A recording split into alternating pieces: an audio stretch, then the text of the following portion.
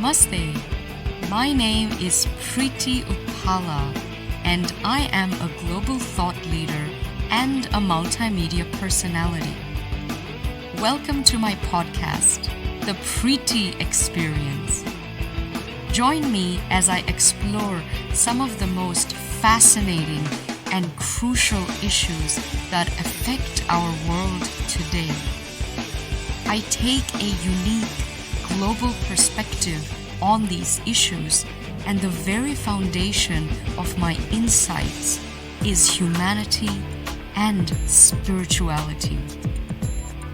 I'm Preity Upala, and welcome to the Preity Experience. In 1347, Mongols were the first recorded people in history to have weaponized biological entities. This happened in the Black Sea port of Kaffa, where they took plague-ridden bodies and catapulted them over the ramparts. And the Genoese traders who were then living there then took plague to all parts of Europe. It became the Black Death, and large percentages of populations got wiped out. Now, 50 years ago, in 1972, a bioweapons convention was created in international diplomacy. 50 years ago. It came into force in March of 1975, signed and ratified by 183 countries, including ours. And it was put together in an era where the logic of learning from the horrors of chemical weapons, the mustard gas of the First World War, came to be applied, that you could weaponize things like smallpox and the measles through aerosol dispersal. Because science had achieved the ability to replicate these bacteria and viruses and put them into containers and potentially then spread them over populous areas. In 1975, we had not sequenced the human genome. Our genetic research was not what it is now. And certainly things and technologies like CRISPR, which are applicable today, where you can do gene splicing with a small kit at home, did not exist. Virus labs investigating and experimenting with virus genome sequences was not happening. So we have to ask ourselves now the question that 50 years later, do we now need a new convention, or at least an updated convention, that is now going to examine the realities of modern day situations, where we no longer can rule out, might be difficult to confirm, but we cannot rule out that there might be rogue operators now considering mystery attacks, which are very difficult to geographically locate the origin of and use them to cause devastation and indeed death. So the question we have to ask ourselves is, do we now need to, number one, set up an anti-bio war strategic command? Do we now need to revise our no first use doctrines to include bio attacks, which is to say that if a bio attack is to take place on India, does that qualify as a threat large enough to the country to consider tactical nuclear weapons? Do we need to revise our conventional escalation doctrine to include a response to bio attacks? Do we now get the Quad powers to lead this update of the 1972 Bioweapons Convention? Should rogue states suspected of creating bioweapons face automatic scrutiny? If the WHO has indeed failed in ensuring that the investigation and warning mechanisms existed, do we now need an IAEA-like organization that can conduct these kind of inspections? Should virology labs come under sanction and scrutiny, much as nuclear sites across the world are? Should Quad citizens working for virology labs in China be put under scrutiny? Should we update the 1972 convention to emphasize the possibility of genetic manipulation? Should suspect virology labs be open to a global inspection mechanism under the IAEA, like a mechanism for Iraq and Iran? And should there be something like a Delhi declaration to the above effect? Let me open up this conversation. Dr. Sadhguru Nagao joining us on the broadcast, Ambassador Deepak Vora, Preity Upala is with us, Professor Shrikant Kondapalli, and Professor Madhav Nalapat. Professor Nalapat, many things have changed in the past 50 years since the world first came to grips with the fact that you could put smallpox into a tiny cylinder and aerosol disperse it, and it would cause far much more havoc than a nuclear weapon. Now you can do genetic manipulation. Should our global conventions now change accordingly? Rishabh, the short answer to practically all your queries is yes, absolutely. And I'd like to say that in the past we have had attacks, bio attacks. For example, anthrax has been there. Bioweapons have been used to, for example, assassinate individuals in the UK, for example. And they've been used to assassinate other individuals as well. But so far, the response has been mainly diplomatic, for the simple reason that these weapons were like a sniper's rifle, targeted at one or two individuals. But today, in SARS-2, what are you seeing? You're seeing something that is very likely a bioweapon, very, very likely, which is affecting billions of people, which is slowing down entire economies and, frankly, killing millions of people. So you're seeing this happen on a really mass scale, which is where the suggestion that you have raised of a strategic command for this comes in. Because, frankly, I mean, I respect the UN system a lot. I respect international law a lot. But the reality is that international law is something that powers most major countries can ignore it without any consequences. There has to be deterrence. And that deterrence has got to be, as you correctly hinted, not just moral, but physical. Moral deterrence is one thing. But what happens if you have no morality at all? What happens if you have no ethics at all? We saw that in Europe in the 1930s. A group of people took power in Germany, a very advanced country. They had absolutely no ethics, no morality, and they were perfectly happy with killing millions of people. In fact, millions of innocent lives, just because they belong to a particular faith or because they belong to the Roma community. The Jews and the Roma were slaughtered by that group. So in these circumstances, there's absolutely no doubt the world needs structures in place so that in future, that if at all a country is attempting to be an outlaw country, then definitely there should be the full force of the international community on that country. And logic has to change, because we have to now understand that technology is different and allows human beings who are of a particular bent of mind to do these things. Now, if we were just to hypothecate and understanding you facts, the United States is just recovering from a massive corona blow. UK just recovering, France is still in the middle of it, India is still ravaged by it, and Japan is being ravaged by it as we speak. It's now spreading in Southeast Asia, but in China there are only 16 cases a day, 16. Now, we can choose to believe this, not choose to believe it, I can't disprove it, but it'll be naive to say that it's not troublingly suspicious. So if it is suspicious, then what do we do about it? What can be done? Dr. Sadhguru Nagao, for people watching this broadcast in India, there was an experience that the Japanese people felt when it came to a chemical weapon, sarin gas, which was misutilized by terrorist forces, and I have to qualify at least the people who perpetrated this as terrorists, into the metro system in Tokyo.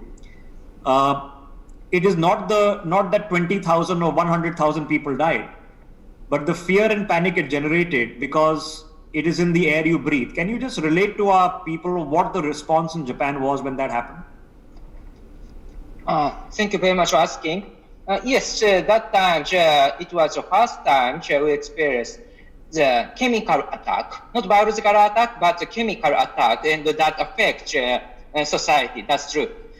Fortunately, that time Japan Self-Defense Force has already set up the research facility about the chemical weapons. They do not have the chemical weapons, but they research about how to deal with the chemical attack from enemies.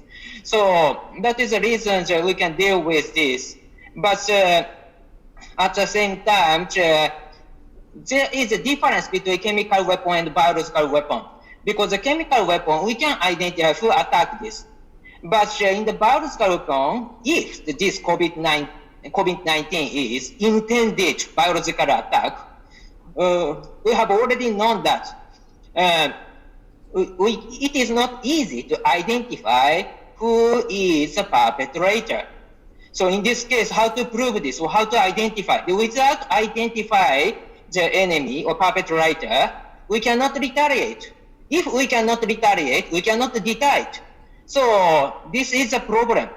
So we have already dealt with a chemical attack in Japan, and that was happened in 1990s. But if the enemy use biological weapon, how to deter this or how to identify the perpetrator, that will be a very important part, how to deter. That is the weak point to our system. Let me pick this up because the 72 convention I was talking about, it's called the Convention on the Prohibition of the Development, Production and Stockpiling of Bacteriological, Biological and Toxin Weapons, and if they exist, on their destruction. Now, the logic of this convention is roughly what we are discussing, that biological weapons are repugnant to the conscience of mankind. Now, just because things are repugnant to the conscience of mankind doesn't mean there are people who won't resort to them. It is not a single state declares to possess or seek biological weapons or assert their use in war as legitimate.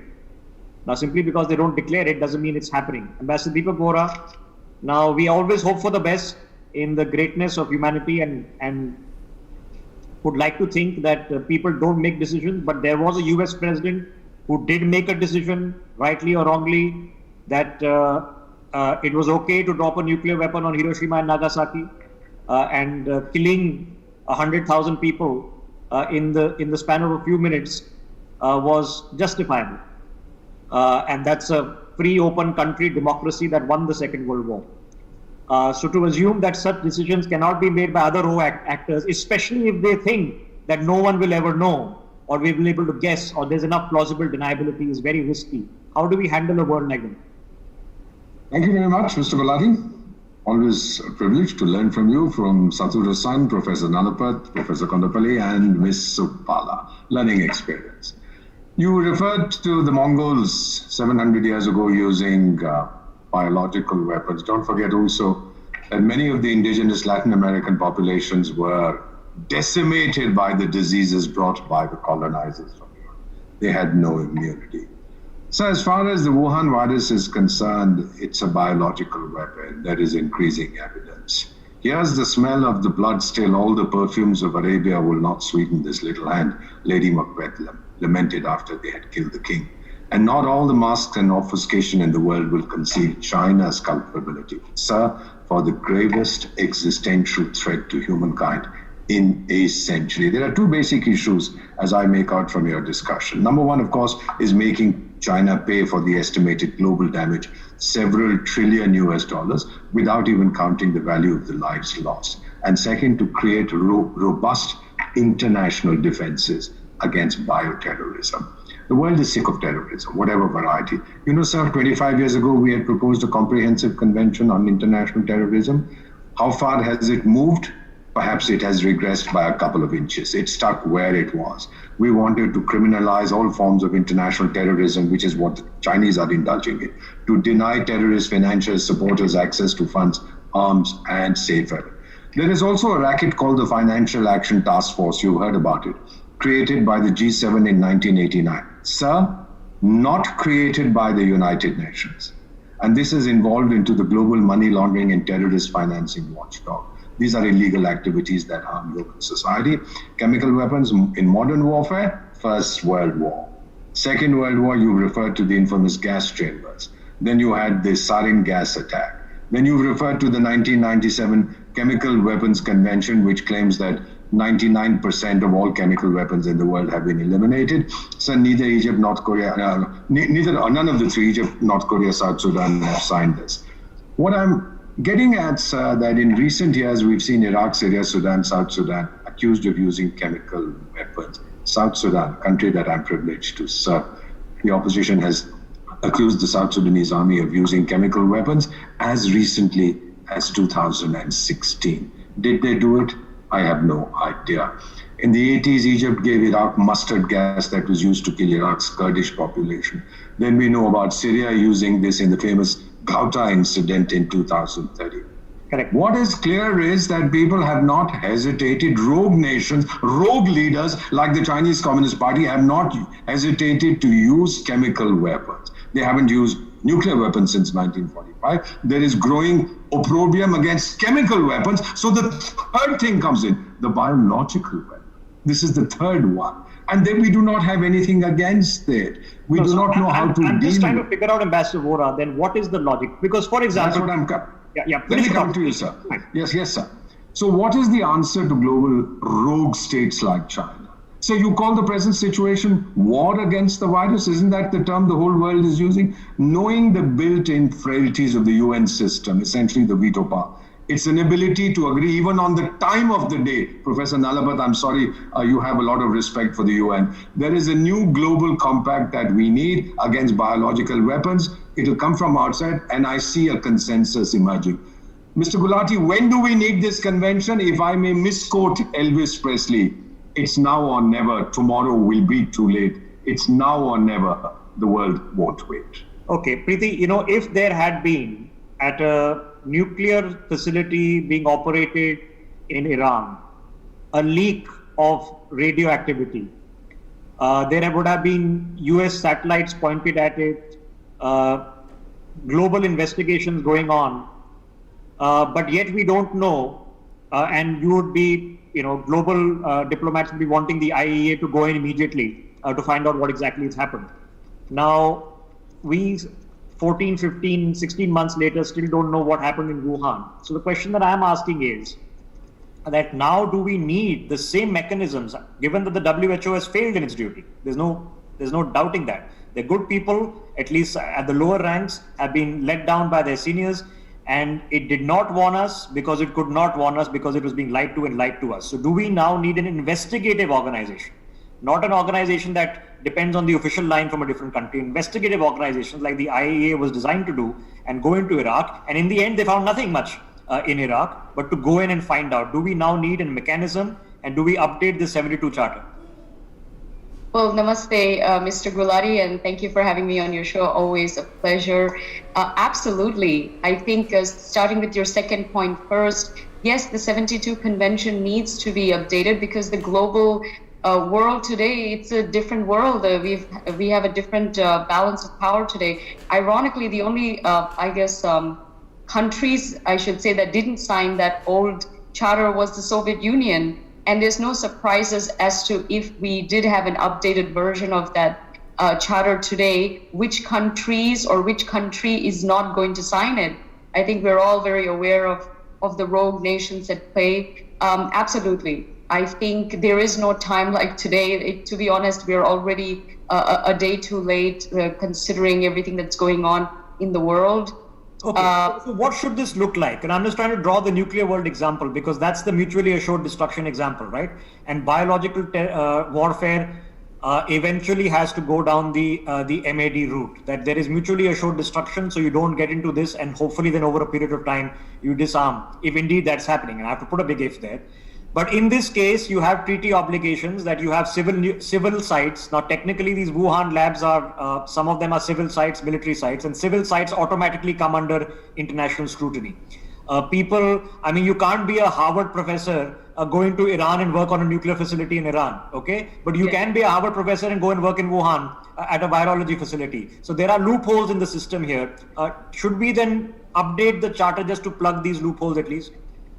Absolutely. I think the scariest thing about all of this is the I suppose, the hesitancy from the U.S. and several groups, including, the CDC and even this current administration, to really investigate or really press China on what exactly happened and continue to do so. But they've really been very, very slow and hesitant in doing that, which hasn't helped the American people. I mean, there's so much chaos here.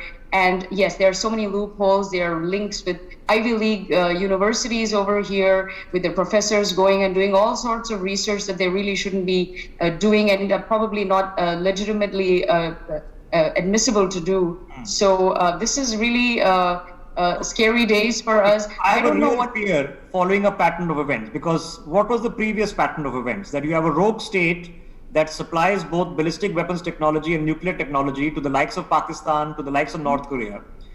What is stopping that rogue state from saying, okay, I don't know how these terrorists got a vial of some variant which has popped up somewhere in the world. I don't know how Kim Jong-un got it, and I don't know how some LET or some people got these things. And if you follow the pattern of events, this could well happen. Now, hope for the best and prepare for the worst. Shrikant Kondapalli, this entire Wuhan lab, as you well know, sir, is so murky, of funding from other parts of the world, including the US, what Fauci knew and did not know. It's so murky. We are now in a new era where virology labs could be far more insidious than nuclear weapons facilities. How do we put them in the same mantle in a global framework? Well, at the international level, you have the 1530 and 2325 resolutions in this regard, but they are teethless. So they have no restrictions placed on countries which are violating. But going back to the original point that you raised on 1347 Mongolia, the Chinese discovered that they had the pandemic in 2700 BC. So that was the earliest in Chinese history. And Hebei province in North China, Yunnan province in southwest China, and Hubei province where Wuhan is located, they are historically endemic to these epidemics. 1894, before that 1792, all of these are traced to these places, especially Tali in Yunnan province, where from Hong Kong, Guangzhou, they have gone from the ships to the European continent and then spread the epidemic. Number one. Number two, the Chinese discourse has been that, look, there are so many countries which are experimenting with the biological weapons. We are not an exception to this. Basically, they were pointing to the US, Canada, Australia in this regard. Remember Chu Xiangko, the lady researcher at Winnipeg in Canada. She was, along with her husband, Cheng Kating, they were going to Wuhan Institute of Virology umpteen number of times and replicating the data that was collected from Saudi Arabia SARS through the camel virus, the MERS that we call, Middle East Respiratory Syndrome. That whole genome structure has been transferred to the Wuhan Institute of Virology by Chu Xiangko. So the Chinese argument is, look, there are other countries which are developing biological weapons. We are not alone. So that was a key discourse. The second discourse is that viruses do not know the borders. Here they are trying to suggest that all the 5 million Chinese who have gone before January 23rd lockdown of Wuhan, they are all innocent. None of them have created anything in Lombardy or in Spain or in Qom in Iran or in Mecca in Saudi Arabia or in Kerala, those 3 returned students from Wuhan. So their argument is that the viruses do not know borders. Of course, these are Chinese or those who have come from Wuhan. There is a culpability factor here because Wuhan Institute of Virology at the BSL port is known to have these high security programs on the genome editing So the key argument here is, everybody is doing it, so why are you blaming us? So that is one issue. The third issue is basically the argument that, we are not responsible for this. You got to take care of that. In terms of the MAC principle that you raised, January 2003, India's nuclear concept strategy suggests that if an enemy is attacking India through chemical or biological weapons, India will forego the no first use and attack that country. But the clause here is if they attack the Indian forces rather than Indian people as such. So there is a slight problem that we need to which fix. is why I put it as part of my points. So what do you do? And you have to change the definition of attack. Now, is a plane load of people landing in Trivandrum an attack? How do we know it's not? Okay. So a lot of thought on a new doctrine needs to go into this, and which is why I'm having conversations. And of course, the rest of you, much smarter people than I, hopefully will stitch this together. Professor Nalapat, all the logics that are told here, and if I just put them in a different context, if there was two Iranian professors working in a nuclear facility in America, no way in heck could they go back to Iran with a couple of pen drives. It won't happen. Okay, no way in heck could it happen. If there was a mysterious leak that happened at a nuclear facility, immediately the entire world would have pounced and there would have been all sorts of resolutions and inspection teams and this and that. But almost none of that has happened in Wuhan, and potentially it needs to. So we need an architectural mechanism, and for which we need, and I'm assuming, quad leadership. Yeah, just unmute yourself, sir, please. I fully agree with you, Rishabh, and I think what you have been stressing for quite some time, which is basically decoupling, because we are talking about dual functions. And, in my case, for example, right up to 2019, I was under the impression, like so many others, that gain of function, it's nothing very, very, very problematic. It's only in 2020 that I realized that gain of function could involve a bioweapon. And the reality is, whether it's your car, whether it's a kitchen knife, whether it's just a screwdriver, anything can be used to kill, just as it can be used for more productive purposes.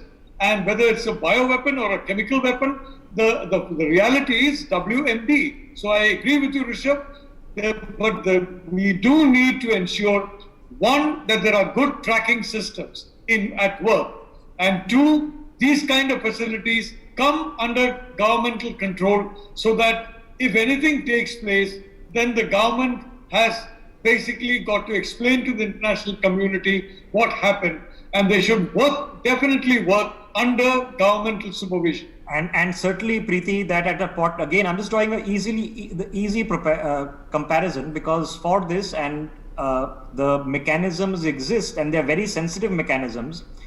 And now SARS COVID-19 has killed far more people than nuclear weapons have in the history of the world. So why should then we not have comparative mechanisms that automatically, if there is a virus leak that is near an institute that is studying this, that institute should automatically be opened up for scrutiny, not 14, 18 months later? Absolutely, Rishabh. I mean, I think that bioterrorism is the new nuclear terrorism now. It seems to be cheaper and easier to maneuver, and you don't need huge facilities to hide your bombs and artillery and all that jazz. The scary thing is that it seems that it's so ambiguous that all of this stuff probably has been going around for a long time, and no one's ever suspected anything until this huge concerted effort to totally attack the world. And all 8 billion of us have now experienced it. And the sad thing is, still no strong action has been taken against those specific labs in Wuhan. And regardless of people say whether there's proof or not, is this a bioattack or not, the problem is 8 billion people have suffered and are suffering, and millions have died. Yeah. And there has to be the best, and you have to put the structures for the worst. And imagine the amount of months of experimentation the Nazis did to perfect the Holocaust. to perfect the gas chambers, to the architects involved and engineers involved and chemicals and doctors involved who were actually experimenting on living, breathing human beings, including children. And they kept doing it because nobody knew about it. Yes. And we only found out when the Americans finally rolled into Auschwitz and realized what was going on there. So you can only find out when you investigate what is going on and places are opened up. Dr. Ambassador Vora, we don't know what's going on, right? And the protocols, which are not foolproof, but at least give some obligations where it becomes more difficult to defy them. You have to really stand out like a sore thumb if you refuse to cooperate, because WHO, they've done jack all. Yeah, you put it very well. So the best is the enemy of the good. We do not have robust systems in place at the moment to take to task nations, rogue states like China, that unleash biological weapons without a second thought. These, as you know, they disseminate these disease-causing organisms to harm or kill humans, animals, plants, deadly, highly contagious. What about non-state actors? So if we put too much of pressure on China, I'm sometimes worried if they might not give it to a couple of other fellows and exactly, say, I just said this point. Suddenly we have the Pakistanis and the LAT, and suddenly there's in a hotspot, the Chinese are very, very upset about what's happening in Israel, Palestine right now. All of a sudden, they suddenly very care about the fate of the Palestinians when they don't care about the fate of Uyghurs. The pattern is there: North Korea, Pakistan, through Pakistan into other rogue nations, potentially even Libya. So the solution increasingly seems to be to put pressure on China, to isolate China. I already see a coalition emerging, sir. You may have doubts about the origin of the virus. We have none. All the evidence that I have seen so far, all the reports that I've seen so far, all the doctors that we have talked to, even on your channel, sir, you've asked this question, is it man-made? And they have said, yes, these are the best doctors in the universe. These are the best virologists, epidemiologists. They have said, yes, it is manufactured in China. Now, with the evidence it was hiding in plain sight. It's out in the open. Time to take. So now it's about time to punish them, sir. Diplomacy be put aside. It's time to call them global structured response. Now, obviously, strategic doctrines, military doctrines, response doctrines of whether if you have a biological attack, can you have a conventional response? Investigation doctrines, command and control, treaty doctrines, all of that now need to very rapidly look at the new reality. Yeah, that's very difficult to deal with indeed, because currently many countries try to reply to nuclear weapon or conventional weapon if they face attack of the biological weapon. So, but we need to modify the international system, and if we need to modify our security strategy too. So in this case, if we modify this international system or security strategy, Quad Plus should lead this discussion. That is, democratic side should lead the discussion, because if China leads this discussion, it will be disaster, because there is a possibility to research about these weapons. So democratic side should lead this discussion. That is a very important point to identify what is a good military strategy or what is the best international system. That is my opinion. Okay, so I'm out of time. I've overshot my time, and I'm going to sort of in parallelly continue this conversation in Indian context on the other side. But for people watching this broadcast, and I'm hoping many people all over the world get involved in doing a comprehensive review of the 1972 Convention on Biological Weapons. We'll have to do it point by point, clause by clause. If you're good lawyers, find the clauses with which you can take back to the government in Beijing, under which they have committed their country to certain provisions.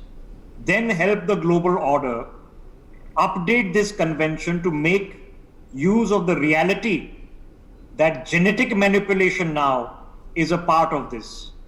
That this is not just, smallpox in a can. This is genetic manipulation. This is no longer military aerosol dispersal or targeting of military assets alone. This is a plane load of people that can land anywhere in the world, and you don't know what's happening. It's the nightmare of a Batman or a Bond movie, which is coming into realization. Now, whether you believe the 2015 documents, whether there are more documents, we can't afford not to. That's the logic. Because if they're not true, great. But if they are, then what? For more such videos, subscribe to the Newsx YouTube channel, hit the bell icon.